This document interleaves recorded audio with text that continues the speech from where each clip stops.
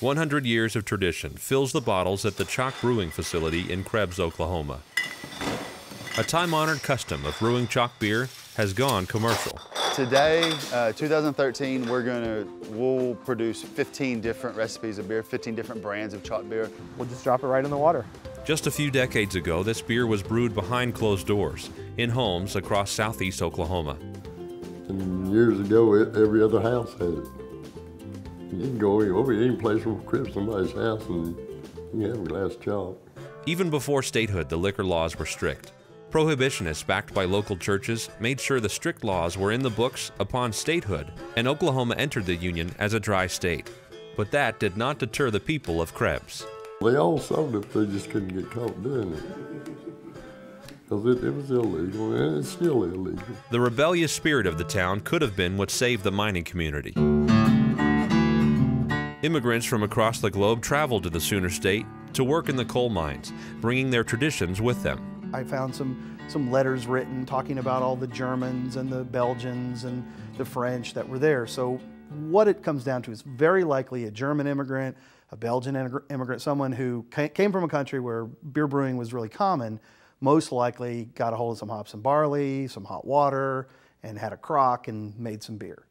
So really, and at that point, because it was a nameless beer that just sort of everyone was consuming, my best guess is, what do you call it? Oh, Choctaw beer, because this was the Choctaw Nation. This was pre-statehood. Mining was a dangerous job, and thousands of workers were maimed or killed while harvesting coal. Some workers found escape from danger and tragedy in a bottle of Choc. They turned to something to make them feel better and allow them to sleep, and Choctaw beer was kind of the thing. But it also became the thing that when your husband was killed in the mines, you could sell it.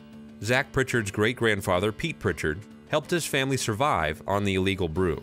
Pete comes over, works in the mines, gets hurt, and so he decides, you know, he doesn't have a lot of options. It's 1920s. So he starts selling beer and food, and now he's already making the beer. In his basement, like I was telling you, in the bathtub, and sells it out of his house. That becomes a restaurant. Now, it's all illegal. This is 1925, this is Prohibition, so, you know, just the sale of alcohol is illegal, much less the manufacture out of your house for sale. When I was a kid in the early 60s, there was probably 10 or 15 houses around Krebs that would still, people could come in their house and drink Choc. Sam Lavera would pedal his bike from house to house to deliver groceries for his dad. They bought the malt from my dad, who'd get it in 100-pound bags, and then we would deliver it all over town once or twice a week to these different Choc joints. And when you walked in, it was nothing for them to say, even to a 12 or 14-year-old kid, would you like a glass of Choc, Sammy? And I didn't think anything of it. So I started back in the 1950s with my grandpa. And that's where I learned how to make it.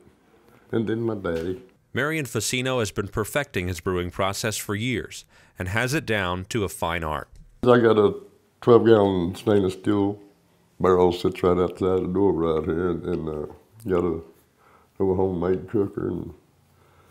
But I would get up early in the morning and I would have my stuff all ready, and I'd get the water boiling, and I would set that bag of barley which already had little dab of hops in there, and just let it. I had it on the stick. And that stick, I had it rolled up on that stick, and I'd let it down there to keep the bag off the bottom. And I would boil that for an hour and a half.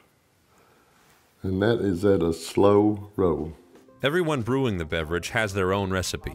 In my research, I found that the Choc beer, you know, it became a very personal type thing, very simple. Hops and barley, hot water, and something to hold the hops and barley in. Basically, steep it like tea.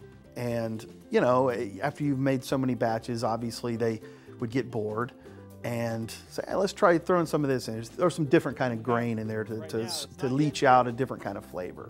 If the ingredients weren't available, they had to improvise. You'll see from person to person, hear from story to stories, the variability of what they were using, because, you know, malted barleys typically, or a lot of times, wouldn't be available, so they'll have to use wheat or they'll have to use a different grain. A lot of times, almost all the times, brewer's yeast was not available, so they're using bread yeast, and sometimes hops weren't available. You know, hops are the bittering agent in beer, so you're hearing people You hear people talk about using different berries for bittering purposes or roots. Brewers also had to compete with Oklahoma's weather. Temperature and humidity were variables home brewers could not control. Especially in the summertime, it wouldn't be as good as it was made in the winter. And so a lot of times the beer wasn't as good as, it wasn't a consistent thing. Like, you know, nowadays when people make commercial, it's got to be consistent all the time, but you just never knew how it was going to turn out. For all the illegal brewing taking place in Krebs, there weren't many arrests. In 1980, the Oklahoman ran a story about the not-so-secret operations in Krebs. In that story written in 1980, there are numerous quotes talking about how Pittsburgh County was off limits. This is from what would have been able agents at the time, talking about they were told they're not to go there and to just don't mess with it. Bill Pritchard took over Pete's Place in 1964, and he was quoted in the article as saying, "It's kind of a tradition around here. It's always been ignored. We've always had a sort of gentleman's agreement." The restaurant was selling the illegal homebrew, and politicians from across the state were a common sight at Pete's Place, as well as a few other places around Krebs. The most known place, the most visited, was a place called a Polish guy named Mike Polcheny. They used to call him the Polander, and there would be senators, lawyers, hang out after work to go there. Well, he never got caught. He was protected by the law, and the judge even went down there and drank beer with him. Yeah, everybody knew it. Zach Pritchard is working hard to keep Choc beer alive. And once the decision was made to bring commercial brewing to this operation, producing beer the exact same way that they used to back then was not feasible. So what we try to do, and what we did do, is take the highlights of that recipe and convert it to beer styles and brewing processes that were sustainable on a modern commercial system so that everyone could try Choc beer. The commercial form of Choc is one of the hottest beer brands in the country. As of 2013, the company brewed more than a dozen different recipes, 2 of which are exclusive to Pete's Place in Krebs. It's always been kind of a novelty, and it was good, you know, especially if you grew up drinking it, you know, you liked it. But then I think with Pete's Place, when they patent or they registered the name Choc, and then they started getting, you know, that brought a lot more attention to it, and they make great beer up there. They're really good beer makers, and I think that's really kind of what brought more popularity about it. Marion Facino is trying to keep the home brewing tradition going. Just like his father and his grandfather, he has been sharing his brewing secrets with younger generations. Michael Pritchard, Rosanna's, I pretty much taught him. In fact, I give him a bunch of the bottles to get started on. But it's a dying art. The tradition needs to go on. It's going to be forgotten. It will. It'll be forgotten. I bet another 20 years you couldn't find nobody that made Choc around here.